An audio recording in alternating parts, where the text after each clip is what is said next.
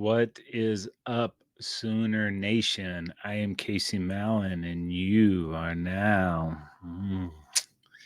in a Sooner state of mind. Make sure you like and subscribe on Apple Podcast and Spotify. The holiday season is off and rolling with NFL in full stride and the NBA and NHL hitting mid-season form. BetOnline is your number one destination for all your sports wagering info. With up-to-the-minute sports wagering news, odds, trends, and predictions, BetOnline is the top spot for everything pro and amateur sports. And not just for the Big Four. BetOnline has info available at your fingertips with both desktop and mobile access at any time for almost any sport that is played. From MMA to international soccer. Head to BetOnline today and remember to use our promo code BELIEVE for your 50% welcome bonus on your first deposit. BetOnline, where the game starts. Sooner state of mind family. Good Lord, do we have a lot to unpack today. We talked last week about how much things can change in a week. Well, this week told last week to hold its beer. This is just a LaCroix, but I did that for dramatic purposes. We're going to do things a little different this week and hit game recaps first and then get into the meat and potatoes. Friday night, number 5 Oregon at number 3 Washington. The Ducks came in as 9.5-point favorites. And back in October, UW won this game 36-33. Back and forth game that went down to the wire. And guess what? This game was more of the same. Really tight, down to the wire yet again. But when all was said and done, the Huskies won 34-31. Oregon did play well, but this game was all about Michael Penix Jr. and Dillon Johnson. Every time the Huskies needed a big play, it was one of those dudes delivering, especially after Oregon went on a 21-0 run to take a 24-20 lead in the third quarter. That's when Penix led a 10-play, 75-yard scoring drive capped by a 1-yard TD run by Dillon Johnson. The Huskies followed up that drive with a 12-play, 82-yard drive, culminating with a 2-yard TD pass by Penix to Quentin Moore. And as I was watching, I thought that TD pass, that was Michael Penix Jr.'s Heisman moment. That was until Penix converted a huge third down with less than 2 minutes to go in the game to keep the ball away from Bo Nix and those Oregon Ducks. And then an 18-yard Dillon Johnson run on 3rd and 9 sealed the deal. Johnson on the day, 28 for 152, 2 touchdowns and a TD throw. Penix Jr., 27-39, 319, a touchdown and interception. Huskies improved to 13-0 and booked their spot in the college football playoff. Undefeated teams winning their conference, they always go. Then it was number 18, Oklahoma State at 7. Texas Horns were 15.5-point favorites. And I mentioned last episode we were robbed of seeing OU versus Texas Part 2. And this game made that robbery feel like grand larceny as the Beavos rolled the Pokes 49-21. And it wasn't even that close. Texas scored TDs on their first 4 possessions. That took Ollie Gordon right out of the game. He had just 13 carries for 34 yards. Ouch. And worried about Bowman being able to get it done. Didn't think he could, and he was just too inconsistent on Saturday. And Quinn Ewers had the game of his life. 35 of 46, 452, 4 touchdowns, an interception. And the only person as salty or saltier than Sooner fan was Brett Yormark having to give that trophy to one of the 2 cash cows leaving his precious Big 12. And after that game, we all went into hater mode and became major FSU fans. If FSU can just finish the job, stay undefeated, they're going to be in. Georgia, number 1 Georgia versus number 8 Alabama. The Dogs 6-point favorites. We mentioned in the last show that the last time Georgia lost a game was December 4th, 2021, the SEC Championship game. And that was a 41-24 loss to Alabama. Well, as the great Yogi Berra used to say, it's deja vu all over again. Not the blowout that game was, but nonetheless, a 27-24 Bama win. Jalen Milroe just way too much for the Dogs. The irony is, had a 4th and 31 not happened last week or the week before in that Bama-Auburn game, there would have been a lot less controversy this week. And I said going into that SEC championship game that I felt like Georgia was the better team, but I didn't know when the last time they had to dig deep was. They'd not been tested in so long, and part of that was, well, because they were just so much better than all their opponents, and that Jalen Milroe would have to play the game of his life. If he did that, chaos would ensue. Well, he did, and it did, and chaos. That's an understatement. We'll get to it. Trust me. Number 2, Michigan versus number 16, Iowa, 21.5-point favorites. And if you are a fan of offense or compelling football, this was not the game for you. And it went exactly as expected. Complete domination by the Wolverines. With Harbs back on the sideline, Michigan rolls 26-0.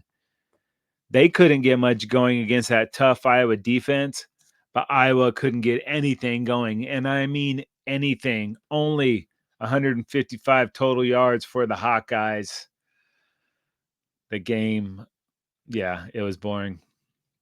Not a championship caliber game, if you ask me. The number 14, Louisville versus number 4, Florida State. Seminoles, 2.5-point favorites. The Noles, they win a grimy defensive battle, 16-6. We knew it would be tough for Tate Rodemaker to do enough to win. Well, it was even tougher for the true freshman quarterback, Brock Glenn. A brutal situation for his first start in college. And it was gross, but they got enough from their run game, and that FSU defense was sick AF. Not a sexy game, but the Noles just needed to survive. Looks like they weren't gonna after Louisville blocked an FSU punt. It looked like Louisville might finally break through, but Tatum Bethune, a huge interception in the end zone for the Noles, ending that scoring threat. FSU up 13-6, 3:13 left in the game. Noles D just needed one more stop, and they got it. Florida State wins 16-6. And as bad as it was on offense, that defense was insane in the membrane. They gave up less than 200 total yards. Yo, doggies up. They hit my man Mike Norvell with 3 Gatorade baths. He was freezing. I say, what's cooler than being cool? Ice cold. So even with the true freshman quarterback getting his first start of his college career in a championship game, the Noles find a way, lean on that defense, finish the season a perfect 13-0. So we have 3 undefeated conference champs and 1 spot left for a 1-loss conference champ. They've told us for years that the schedule matters.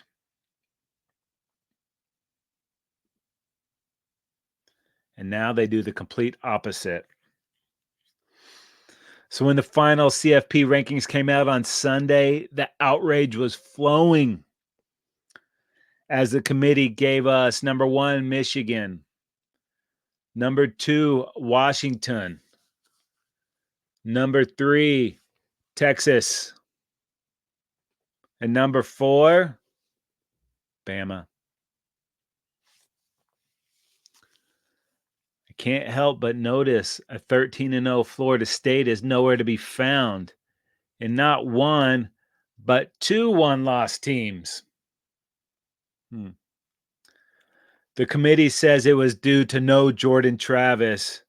But last week there was no Jordan Travis, and FSU was still the CFP committee's fourth best team. Still the AP's and the coach's fourth best team. And now the Noles, even with the true freshman quarterback getting his first start of his college career, find a way to win. They lean on that sick defense and beat the CFP's 14th ranked team in Louisville. Finish the season a perfect 13-0 and actually drop a spot. The committee moved them up last week after their win over Florida. They beat a better team under harsher circumstance, winning a conference championship, and they're punished for it. They say, oh, Florida State will get killed by those top four teams. The coaches don't agree. They still have Florida State ranked as the third best team in the nation. The AP doesn't agree. They still have them ranked as the fourth best team. And if Georgia is going to kill FSU, why did the committee leave Florida State ranked higher than Georgia? If they're going to beat their ass, they should be in front of them. And then Texas beats a 3-loss 18th ranked team and jumps up 4 spots because of when they had in September. Georgia, the best team in the country for almost 3 years, loses a game after a very sus call on a 4th down, and they lose a game by a field goal by 3 points, and they drop 5 spots.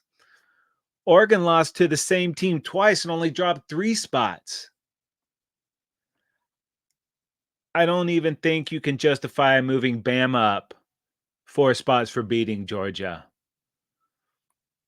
Bama's a good team. Not saying they're not. They're a better team now than they were in September, but that shouldn't matter. Winning teams have never moved up that far in a conference championship game after it, and losing teams had never fallen that far. This decision reeks of sponsorships, media contracts, and things that are not football related. Thank God we are moving to a 12-team playoff.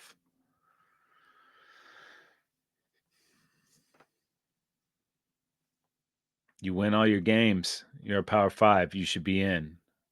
Doesn't matter what a bunch of gray hairs think. I'm sorry, it doesn't. You proved it on the field.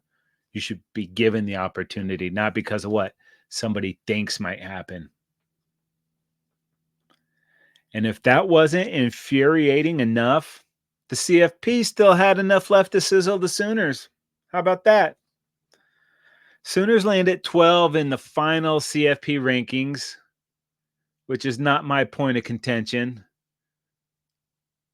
but that they land behind Mizzou, Penn State, and Ole Miss. That's the rub. Not only that, but all 3 of those teams in front of the Sooners landed New Year's Six bowls. Leaving the Sooners with a much less desirable Alamo Bowl versus the Arizona Wildcats. As to why the Sooners got left out of the New Year's Six mix, Boo Corrigan stated, the record's in Bedlam, the loss to Kansas, and as we weighed that in relation to Mississippi, Penn State, Missouri, the committee came in with Oklahoma at 12.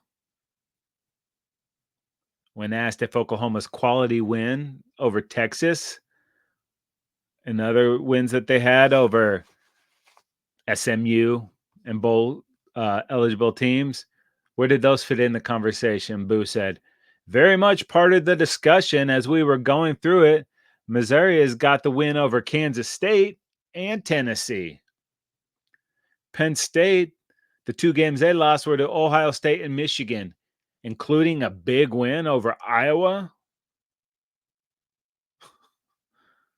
The team that everyone saw last night defensively is really good to win that game 31-0. Again, Mississippi had the season they had. What a bunch of bull crap. Iowa got shut out more than once on this season. Penn State beat Iowa, and that's a better win than OU beating Texas. Oklahoma's 2 losses were by a total of 8 points. Ole Miss gets blown out by 35 to Georgia, who is supposedly only the 6th best team in the country. OU beat 2 conference champions. Penn State and Ole Miss both only had 1 win over ranked teams, and they both lost both games to the best teams on their schedule. OU had 6 wins over bowl teams. Penn State and Ole Miss both had 1 less than the Sooners. And it's not that Arizona isn't a good opponent. They are a very good opponent. I here on the West Coast got to see a lot of their games, and that is a program that's going in the right direction. It's going to be a tough game. Believe that. But the Sooners had done enough to earn a New Year's Six bowl. And this crap committee did them dirty. And if you're gonna do us dirty like that, at least give us a bowl game versus USC. Was that so hard to do? You know, Sooner Nation is not feeling super stoked for the Alamo Bowl. I mean, it's great to get these extra practices and go to a bowl game, but at least everybody would have been fired up for the USC game. This one, they're going to have to dig deep for motivation. They better be able to find it, or they're going to get whooped out of the stadium. I'm just sick of having old dudes decide things of this nature. Can't wait for the 12-team playoff. There'll still be some hurt feelings, but it won't be as embarrassing as this debacle was. Can't tell me Florida State had no business being in there. I don't care what you think about their backup quarterback. Yeah, they struggled, but that was dude's first playing action against, sweeping up against Southern Alabama, whoever the hell it was, and then beating Florida. And Brockmeyer was just missing the ACC championship. He'll be healthy in time for a bowl game. And that defense still held on. A quarterback with no experience going up against a top 15 team, and they found a way to get it done. They've got a great running game, and they've got a great defense. So you tell me all those other kids have no chance. Impossible. Because TCU got blown out by Georgia last year. TCU beat Michigan to get in that championship game. Georgia was a missed Ohio State field goal away from not even being in the game. So don't tell me you know what's going to happen. If we knew what was going to happen, Vegas wouldn't have all these casinos in the middle of nowhere making tons of money. Sports betting wouldn't be there. If everybody knows what's going to happen, just because you think it is doesn't mean you know it is. Very frustrating. But thank God we're moving away from the lame 4-team playoff. I guess there is no way anything else could have happened in such a heavy news weekend in college football. That's what Monday was for. Sooner Nation found out on Monday morning that Dillon Gabriel would be entering the transfer portal. I've got mixed feelings on this one. Hate to see dude go. DG had a very prolific 2 years with the Sooners. Had us 8 points away from a CFP berth this year. Loved everything dude was about. Now there's always a portion of Sooner Nation that will never be happy. But I have a tremendous amount of gratitude for Dillon Gabriel and his contributions to the program, both on and off the field. He did absolutely everything the right way and was a great teammate and leader and an even better person and a great representation of what we want the program to be. Absolutely the kind of dude you want repping the program. Not only that, he provided Jackson Arnold with tremendous mentorship. He really helped guide Arnold and get him ready for what lies ahead. Definitely going to be sad to see this dude go. And this second year in the offense was even better than last year. I know it's tough because it's, Arnold's time to go, but this guy was playing great football. And I can only imagine one more year in college, what type of numbers he'll put up. Now, there is some speculation that Gabriel will wind up at Mississippi State with Jeff Lebby, but there will be a ton of suitors trying to court DG to their teams. And if it is a to the highest bidder situation, my man is going to get paid, and it will be well-deserved. He might be the best free agent, air quotes, quarterback available. Now, I'm sure there's going to be a lot more big names to hit the portal between now and next season. And now these quarterbacks that are experienced, they're going to be in high demand, especially if a coach feels their team is right. What's that going to mean for up-and-coming youngsters? Big recruits? We'll see. It's all changing. We mentioned that in the very first show. Enjoy this last year of college football the way it is, because the times, they are a-changing. That's right. It's little Bobby Dillon for the people. Big playoff coming. That's all I can think about. Just keep that in mind, that at least we're going to have that.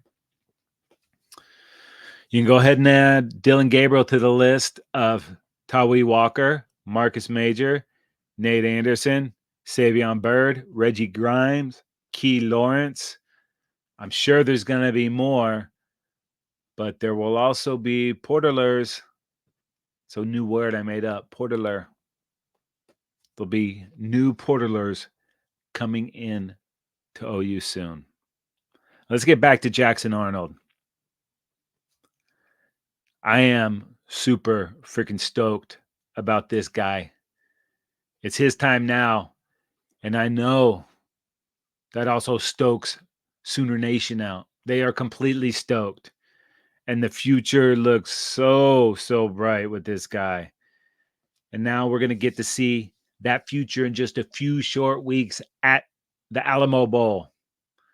And there is no doubt that we will have a complete preview of that game soon. And of course, we will follow all the bowl action between now and the national championship. Crazy. Regular season in the books. It flew by. It slipped away. It always feels like it's slipping away, but it gone. But keep it locked. Sooner State of Mind, all off season, and we will hook you up. Head on over to Believe.com. That's BLEAV.com. Go to shows, type in Sooner State of Mind. Boom. It's right there for you. A ton of great content, no matter what you're looking for. Pro, college, baseball, basketball, football. Every team, every topic, everywhere. Believe.com. If you want to watch Sooner State of Mind, head on over to YouTube and search the Football Dudes. We are there. Sooner State of Mind is brought to you by Bet Online. My name is Casey Mallon, and I am in a Sooner State of Mind.